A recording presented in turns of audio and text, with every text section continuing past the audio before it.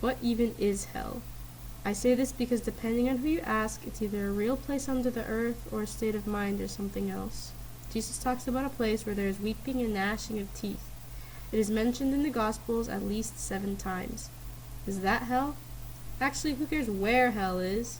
What matters is we avoid going to that place where Jesus said there will be weeping and gnashing of teeth.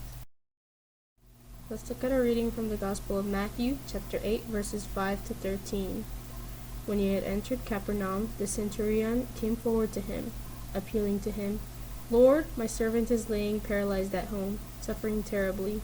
And he said to him, "I will come and heal him."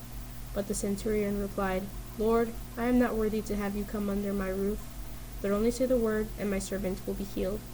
For I too am a man under authority, with soldiers under me. And I say to one, 'Go,' and he goes, and to another, 'Come,' and he comes. And to my servant, 'Do this,' and he does it."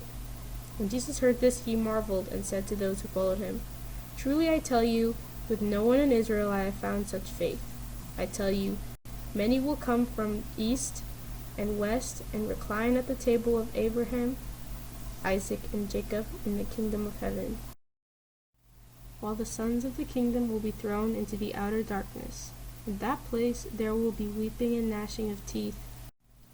And to the centurion, Jesus said, "Go, let it be done for you as you have believed." And the servant was healed at that very moment.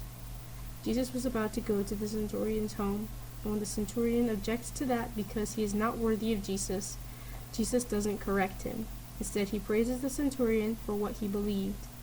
It seems he believed Jesus to be someone extremely magnificent, too great for this world, and yet positively approachable.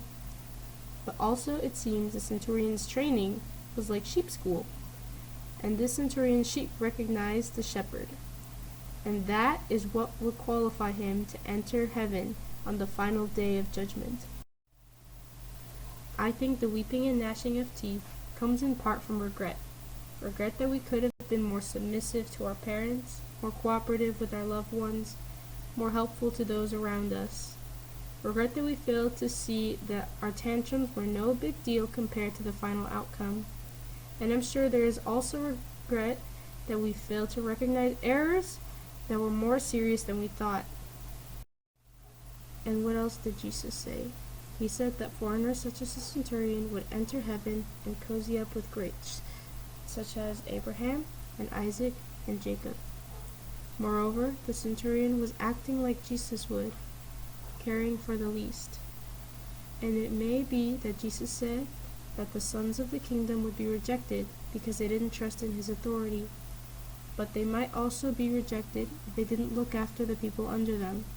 It must have pained Jesus to make that assertion about the sons of the kingdom who will be thrown out.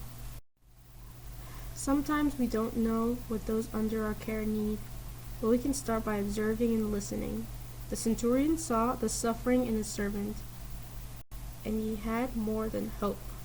He trusted that Jesus would heal him, and Jesus listened to the centurion because the centurion was merciful. I hope this helps us in our own training.